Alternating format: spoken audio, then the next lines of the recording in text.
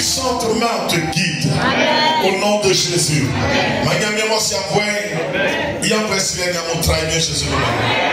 Alléluia. Alléluia. Sera au pied. Alléluia. Alléluia. La gopa mignon. Le coloba la gopa mignon. Amen. De Noé. Oh, est-ce que tu es là?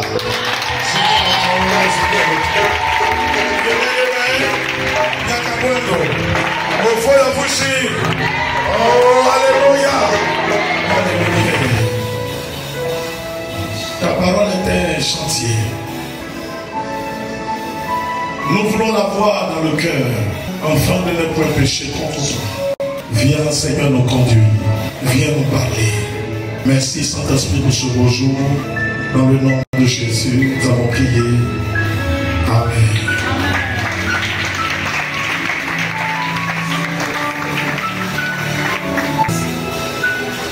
Prenons nos Bibles, s'il vous plaît, dans le livre d'Ésaïe, chapitre 8. Le verset 11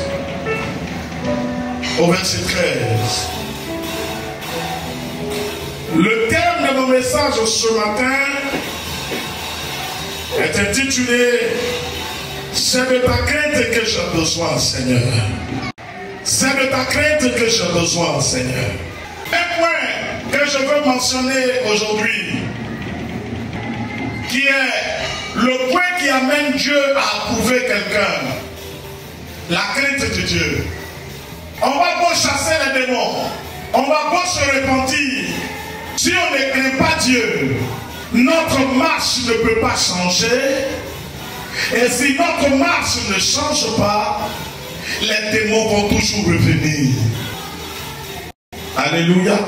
Si on ne craint pas Dieu, les démons vont toujours revenir parce que nous aurons toujours les œuvres en nous.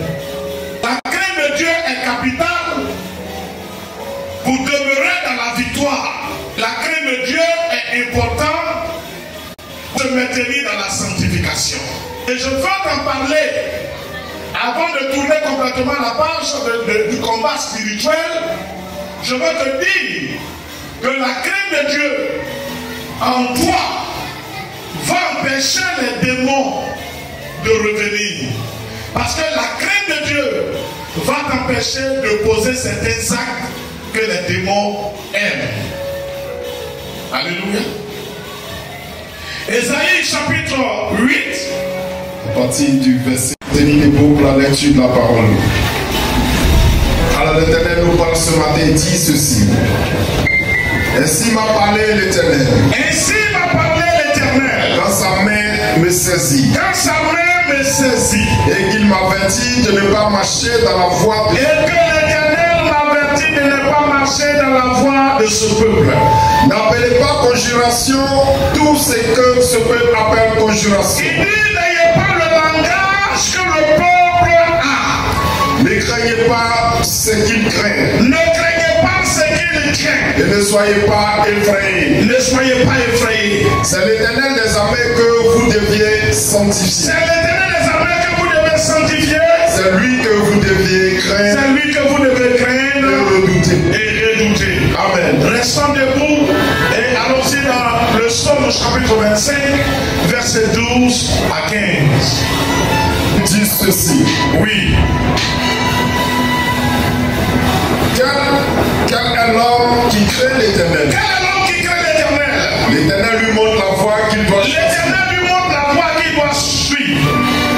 Son âme reposera dans le bonheur. Son âme reposera dans le bonheur. Et sa postérité possédera le pays. L'amitié de l'Éternel est pour ceux qui le craignent. Sachez que l'amitié de l'Éternel est pour ceux qui le craignent. Et son alliance leur donne instruction. Son alliance leur donne instruction. Je tourne constamment les yeux vers l'Éternel. Alors je fais quoi? Je tourne constamment mes yeux vers l'Éternel. Car il fera sortir mes pieds. L'Éternel fera sortir mes pieds du filet. Amen. Et amen. Amen. Assieds-toi et acclame la parole. La crainte de l'Éternel. Alléluia. Un sujet qu'on ne parle pas très souvent. On parle beaucoup de nos bénédictions. On parle beaucoup des opportunités. On parle beaucoup de délivrance. On parle beaucoup de combats spirituels. Mais mentionnons ce qui fait que les démons reviennent très souvent dans la vie. Mentionnons ce qui fait que nous demeurons toujours dans notre état. C'est l'absence de la crainte. Est-ce que tu comprends bien? Celui qui craint Dieu, les démons ne peuvent pas l'habiter. Mais celui qui ne craint pas Dieu, les démons l'habitent. Celui qui ne craint pas Dieu, les démons l'habitent. Mais celui qui craint Dieu, les démons s'éloignent de lui. Pourquoi? Parce que celui qui craint Dieu respecte les lois de Dieu. Celui qui craint Dieu respecte les principes de Dieu. Celui qui craint Dieu se garde propre, se garde saint, se sanctifie. Or, les démons ne peuvent pas habiter et comme une âme sanctifiée. Les démons font quoi? Les démons s'éloignent de lui. Tu as combattu la sorcellerie. Tu as combattu les démons. Tu as combattu l'animateur de l'hôtel familial. Mais je suis venu te dire une chose. Dieu, et sanctifie-toi. Les démons que tu as chassés ne pourront plus revenir loger chez toi. Parce que je le dis et je confirme. Pour que quelqu'un t'embête à tes portes, c'est qu'il a quelque chose chez toi. Pour que quelqu'un continue de frapper à ta porte, tu le chasses, il va et puis il revient. C'est qu'il a quelque chose chez toi. Mais quelqu'un qui n'a rien chez toi, même s'il te connaît, même s'il t'a une fois vu, à partir du moment où tu le vis, pour lui sort de chez moi, quand il sort, il ne revient plus. Pour qu'il revienne, il faut qu'il fasse lui demander pardon. Lorsqu'on ne craint pas Dieu, lorsque la crainte de Dieu n'est pas en nous, les démons peuvent facilement revenir. Pourquoi? Parce que celui qui ne craint pas Dieu pratique les œuvres des ténèbres. Craindre Dieu est différent d'avoir peur de Dieu. Craindre Dieu, c'est respecter Dieu. Craindre Dieu, c'est considérer Dieu. Craindre Dieu, c'est se soumettre à Dieu. Craindre Dieu, c'est de marcher avec Dieu selon ses lois, selon ses principes. C'est ça, craindre Dieu. Est-ce qu'un démon peut marcher avec Dieu? Est-ce qu'un démon peut se soumettre à Dieu? Est-ce qu'un démon peut obéir à la parole de Dieu? Non. Alors celui qui craint Dieu, étant dans l'obéissance, dans la soumission, dans le respect, dans la considération de Dieu, est-ce qu'un démon peut venir habiter en lui? Jamais. Bien-aimé, il y a beaucoup de choses que nous faisons là, parce que la crainte de Dieu n'est pas en nous. On reprend les mêmes bêtises. Tu sais pourquoi? Parce qu'on ne craint pas Dieu. À un moment, les gens se répandent, non pas par crainte, mais par peur d'être frappés. Je dis, ce qui anime la peur, ce qui marche plutôt avec la peur, souvent c'est l'hypocrisie. Mais ce qui marche avec la crainte, c'est le respect. Quand on craint quelqu'un, même à son absence, on ne fait pas ce qu'il n'aime pas. Mais quand on a peur de quelqu'un, lorsqu'il n'est pas là, on dit quoi? Oh, il n'est pas là. Et on va faire. S'il vient, il va chercher papa voir. Est-ce que vous comprenez bien? Et souvent, les hommes marchent dans cet état d'esprit-là.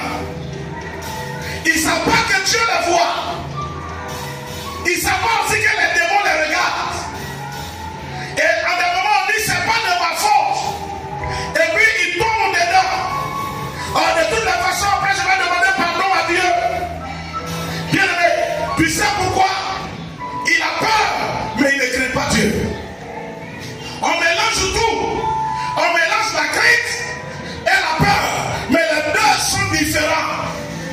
que Dieu cherche, c'est ceux qui le craignent. Ceux qui le craignent, c'est ceux-là que Dieu cherche de lui. Et dès que le culte finit, il retourne à leur salle de besoin.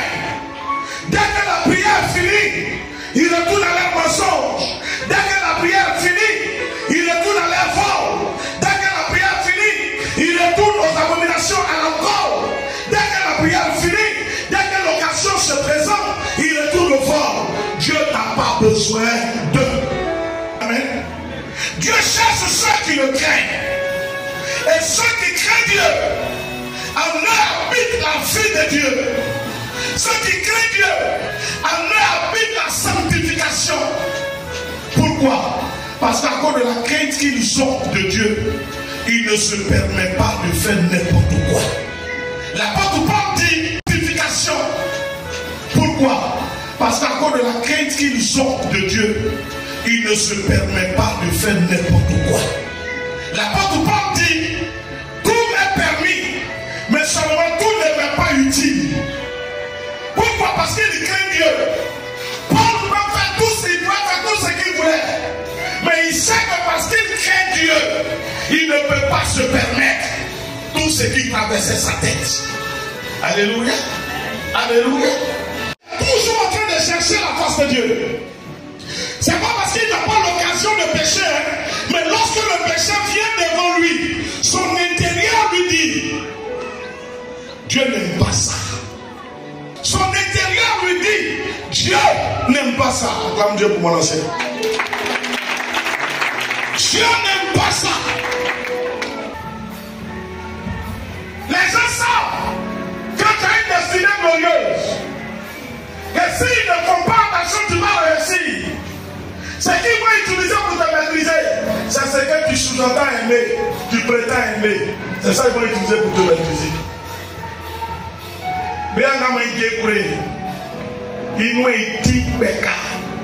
comment je dis là? Mania, merci. Ce que Mania aime là, c'est de donner sa tête. C'est tout pour rester. Parce que quand il a gagné, tellement c'est doux, il attrape avec ses pinces. Il ne veut pas laisser. Et puis il tourne. Il croit qu'il est en train de couper. Manger là. Le temps il va s'en rendre compte. À 20 ans, sa tête est coupée. Son cou est cassé. Alléluia. Alléluia. Quand on pêche, on croit qu'on est en train de se faire du bien. On trouve toutes les excuses. À notre grande surprise, c'est notre vie qui est détruite. On se surprend détruit. On se surprend fini. Et on demande alors, qu'est-ce qui s'est passé? J'ai dit une chose. Aucun sorcier n'a le pouvoir sur un chrétien. Aucun démon n'a le pouvoir sur un chrétien. Jésus dit, je vous ai donné le pouvoir de marcher sur toute la puissance du diable. Et rien ne pourra vous nuire. Mais à qui Jésus dit ça? À ceux qui marchent dans sa crainte. Pourquoi? Parce que ceux qui marchent dans la crainte de Dieu produisent la sanctification. Marchent dans la crainte de Dieu produisent la sanctification. Quand il parle, Satan sait qu'il n'a rien en eux. Quand il marche, le diable sait qu'il n'a rien en eux. Le diable se lève contre eux. Les antiqués se lèvent contre eux. Il les combat. À un moment c'est dur, c'est compliqué, mais il finit toujours par gagner. Parce que le Dieu de la sanctification est avec eux. Parce que l'Éternel se reconnaît en eux. Mais si nous ressemblons à Dieu, si notre marche ressemble à Dieu, aucun démon ne pourra nous vaincre. On le chante, notre espoir dans le combat. Alléluia. Notre espoir dans le combat, c'est quoi? C'est Jésus, le roi des rois. Dans le ciel, notre avocat, le rocher de notre foi. C'est pas ça? Et puis on dit quoi? La victoire est possible si nous marchons par le Christ. Si nous marchons par le Christ, toi tu veux gagner. Tu veux gagner sur le diable en pratiquant les œuvres du diable. Je ne dis tu ne peux pas gagner.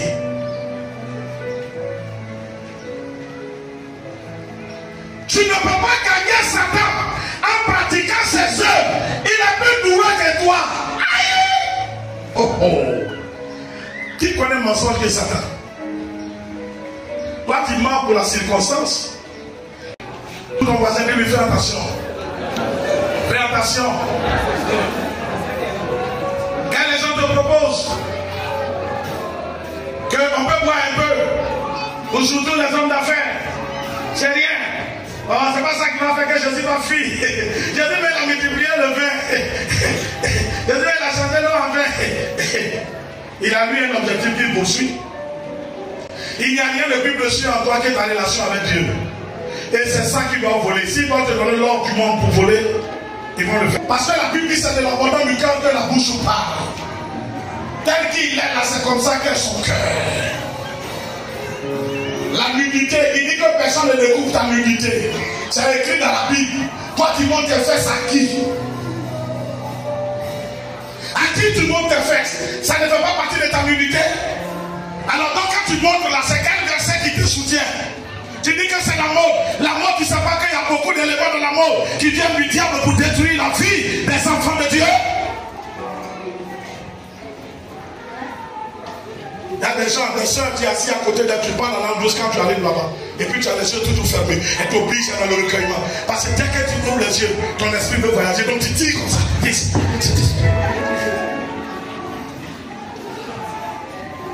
Alléluia. On est dans le jeûne. Alléluia. Alléluia. Alléluia. Est-ce que vous comprenez bien? Être chrétien, c'est pas simplement chanter Alléluia. Oh. Alléluia. Oh. Alléluia. Oh. Jésus m'a sauvé.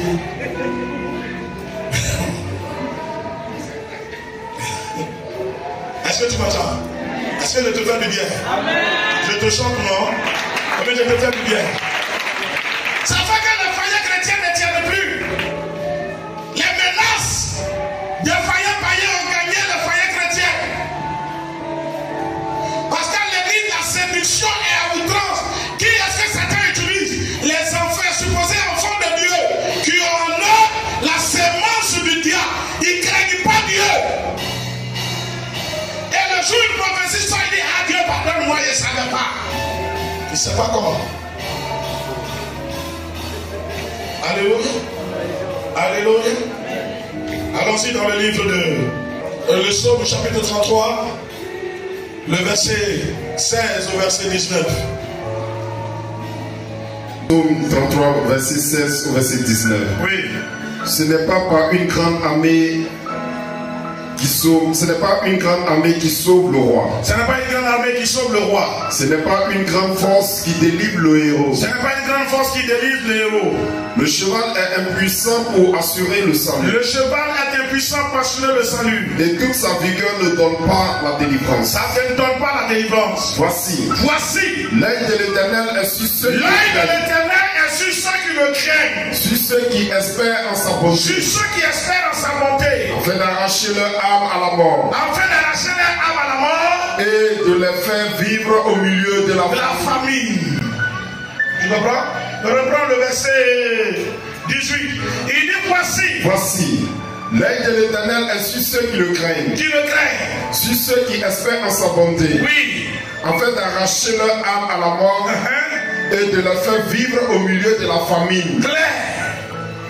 Amen. Qui est-ce que Dieu fait vivre au milieu de la famille? Ceux qui craignent l'Éternel. Celui qui craint l'Éternel. Amen. Il est délivre de la mort. Dieu empêche la mort de les prendre de façon prématurée.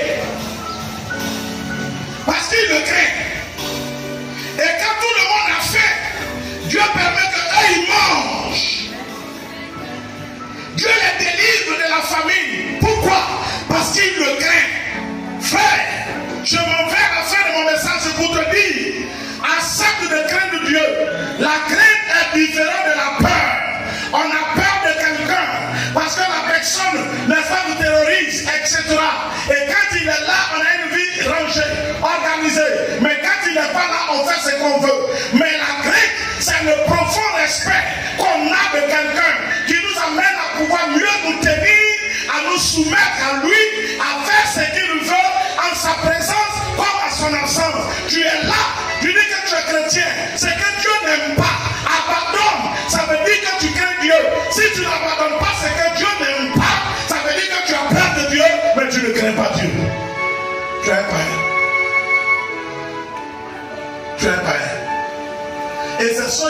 Dieu. C'est à eux que la grâce de Dieu est tendue. Il les sauve de la mort. Il n'a pas dit qu'ils ne sont pas combattus, hein? Ils sont combattus. Mais là où tout le monde attend les morts, ils ne meurent pas. Dieu les sauve de la mort. Et puis Dieu pourvoit, il mange. On dit, on va voir comment il va manger, on va voir. Il y a eu 1 kilo de riz. Il y a eu une yam. Il a eu talo. Mais tout était fait, oui, parce que son Dieu est avec lui. Un homme se plaît avec celui qui le ressemble. Si tu ressembles à Dieu, parce que tu imites Dieu, tu pratiques les œuvres de Dieu, Dieu te sauvera, il te gardera, il te bénira, il va t'exaucer et ta vie sera transformée. Que l'Éternel te bénisse, que sa grâce soit sur toi, que sa fidélité te soutienne, que Dieu ouvre tes yeux, non pas pour quelqu'un mais pour toi-même, au nom de Jésus.